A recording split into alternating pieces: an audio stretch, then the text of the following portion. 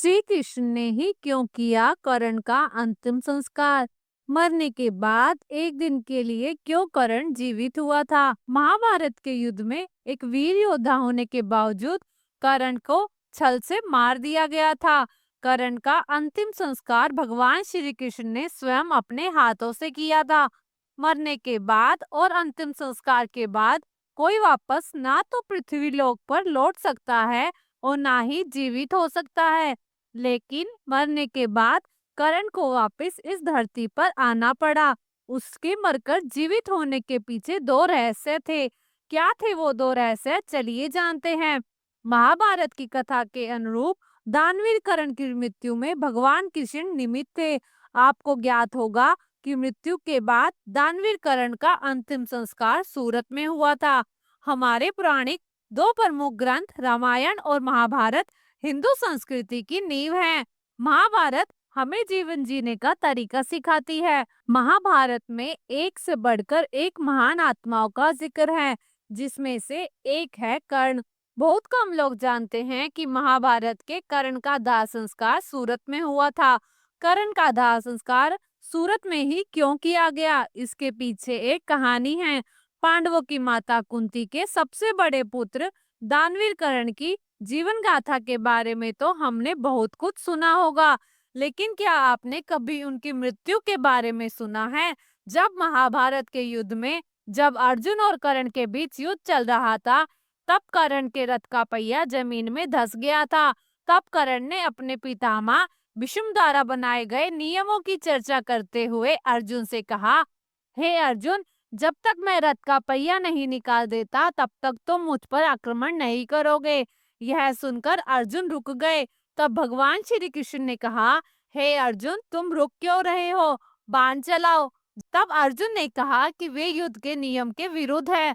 तब भगवान श्री कृष्ण ने उन्हें याद दिलाया कि अभिमन्यु अकेले लड़ रहा था। तब इन्हें युद्ध के नियमों का ख्याल नहीं आया। क्या उन्हें याद नहीं कि जब भरी सभा में द्रौपदी के साथ दुर्व्यवहार किया गया, तब नियमों का उल्लंघन नहीं हुआ था? यह बात सुनकर अर्जुन क्रोधित हो गए और उन्होंने भगवान शिव द्वारा दिए गए अस्त्र से कर्ण पर आक्रमण कर दिया। अर्जुन के इस बाण से कर्ण मृत्यु के निकट पहुंच गए। जब कर्ण अपनी मृत्यु की प्रतीक्षा कर रहे थे, तब भगवान श्री कृष्ण ने कर्ण की परीक्षा लेने होते ब्राह्मण का रूप धारण किया और कहा, हे कर्ण, मेरी बेटी का विवाह हो रहा है और मेरे पास उसे देने के लिए सोना नहीं है, इसलिए मुझे कुछ सोना दे दो। तब कर्ण ने कहा कि मेरे पास कुछ भी नहीं है, मैं आपको क्या दान कर सकता हूँ? तब ब्राह्मण वेश में श्री कृष्ण ने कहा कि तुम्हारे पास सोने का दांत है, इसे दान कर दो। कर्ण ने कहा, मुझे पत्थर से मारकर मेरा दांत तोड़ लो। ब्राह्मण ने ऐसा करने से मना कर दिया और कहा कि वह स्वयं दान करे। इसके बाद कर्ण ने अपने पास पड़ा पत्थर उठाया और उससे अपना दांत तोड़कर भगवान श्री कृष्ण को दे दिया। इस पर उस ब्राह्मण वेशधारी कृष्ण ने कहा कि वह दांत गंदा हो गया है, इसे साफ कर लो। इस पर कर्ण ने जब अपने धनुष से धरती पर बाण चलाया तो वहां से गंगा की तेज धारा निकली। तब अपने दांत धोने के बाद कर्ण ने कहा कि अब यह स्वच्छ हो गया है। इसके बाद कर्ण को एहसास हुआ कि यह कोई साधारण ब्राह्मण नहीं है, यह तो परमात्मा है। तब कर्ण ने कहा, तुम मुझे अपना असली रूप दिखाओ। बाद में भगवान श्री कृष्ण अपने असली रूप में प्रकट हुए। तब श्री कृष्ण ने कर्ण से कहा कि तुम्हारा बाण गंगा युगों युगों तक तुम्हारा गुणगान करता रहेगा। संसार में तुम्हारे जैसा महान दानी न कभी हुआ और ना ही कभी होगा। श्री कृष्ण ने कर्ण से कहा कि वह उनसे कोई भी वरदान मांग सकता है। कर्ण ने श्री कृष्ण से कहा कि उसके साथ बहुत बड़ा धोखा हुआ है, क्योंकि वह एक गरीब सारथी का पुत्र है। भविष्य में जब श्री कृष्ण जी धरती पर आए तो पिछड़े वर्ग के लोगों का जीवन सुधारने का प्रयास करें। इसके साथ ही कर्ण ने दो और वरदान मांगे। दूसरे वरदान के रूप में कर्ण ने कहा कि अगले जन्म में कृष्ण उनके राज्य में जन्म ले, और तीसरे वरदान में उसने श्री कृष्ण से मांगा कि उसका अंतिम संस्कार कुंवारी भूमि पर किया जाए। स्वर्ग व सुंदरा पर खोज करने पर सूर्यपुत्री तापी के पवित्र तट पर बसे हमारे सूर्यपुर में केवल एक दंड जितनी ऐसी कुंवारी भूमि और कुंवारी नदी मिली जिसका नाम तापी नदी था। तापी नदी को कुंवारी माता नदी के नाम से जाना जाता है। इस तापी नदी के तट पर कर्ण का अंतिम संस्कार किया गया था और आज भी यहाँ पर कर्ण का मंदिर है। सूरत का चार धाम मंदिर और 3 पत्तों वाला बरगद का पेड़ कर्ण के अंतिम संस्कार का प्रमाण है।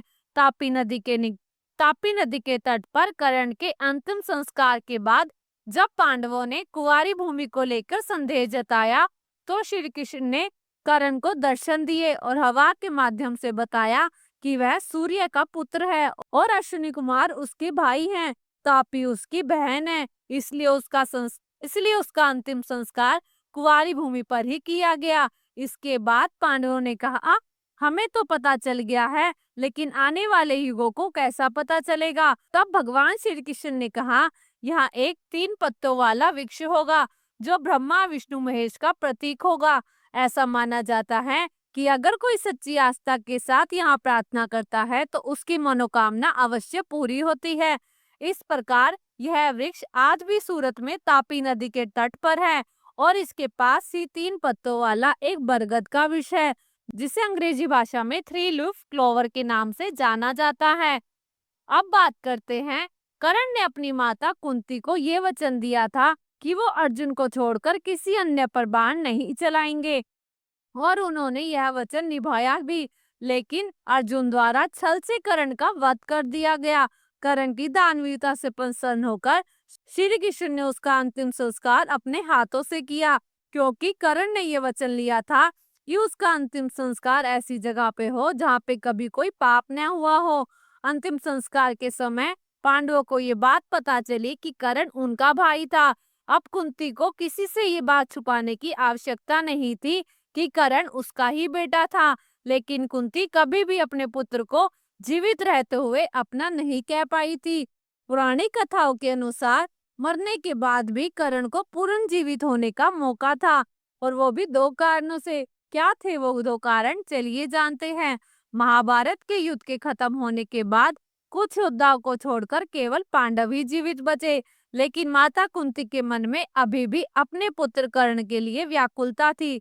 बाद में महाभारत के युद्ध के खत्म होने के कई सालों बाद कुंती ने वेदव्यास से कर्ण को देखने की इच्छा प्रकट की थी और गंधारी ने अपने पुत्रों को। कहते हैं कि उस रात वेदव्यास ने गंगा नदी के तट पर महाभारत के सभी मृत योद्धाओं को पुनर्जीवित होने का आह्वान किया और सभी योद्धा एक रात के लिए जीवित हो उठे। उसमें कर्ण भी था जो एक रात के लिए फिर से पुनर्जीवित हुए थे। वह उस रात अपनी माता कुंती से मिले और कौरव गंधारी से। कर्ण के जीवित होने का दूसरा कारण, कर्ण को पितरों के तर्पण के लिए आना पड़ा था धरती पर। कर्ण को पितरों के तर्पण के लिए वापस धरती पर आना पड़ा था। एक अन्य कथा के अनुसार जब मृत्यु के बाद कर्ण की आत्मा स्वर्ग पहुंची तो वहां उन्हें खाने के लिए बहुत सारा सोना और गहने दिए गए। यह देखकर कर्ण को थोड़ा अजीब लगा और उन्होंने स्वर्ग के देवता इंद्र से पूछा कि उन्हें भोजन की जगह सोना क्यों दिया गया। तब इंद्र ने कर्ण को बतलाया कि तुमने जीवित रहते हुए केवल सोने का ही दान किया, कभी अपने पूर्वजों को खाना दान नहीं किया। इस पर कर्ण ने कहा कि सूत और दत्तक पुत्र होने के कारण उन्हें अपने वंश के बारे में पता नहीं था, इसलिए वो अपने पूर्वजों को कुछ दान नहीं कर पाया। इसके बाद कर्ण को उनकी गलती सुधारने के लिए 16 दिन के लिए वापस भेजा गया, जहां पर उन्होंने अपने पूर्वजों को याद करते हुए उनका श्राद्ध कर उन्हें आहार दान किया, उनका तर्पण किया। इन्हीं 16 दिनों की अवधि को पितृपक्ष कहा गया और यहीं से पितृपक्ष की शुरुआत हुई। यही था दूसरा कारण कर्ण का वापस धरती पर आने का। उम्मीद करती हूँ आपको यह जानकारी पसंद आई होगी। अगर आपको वीडियो पसंद आई तो वीडियो को लाइक जरूर करें और ऐसे ही रोचक ज्ञान सुनने के लिए हमारे चैनल को सब्सक्राइब करें और कमेंट बॉक्स में जय श्री कृष्णा जरूर लिखें। धन्यवाद।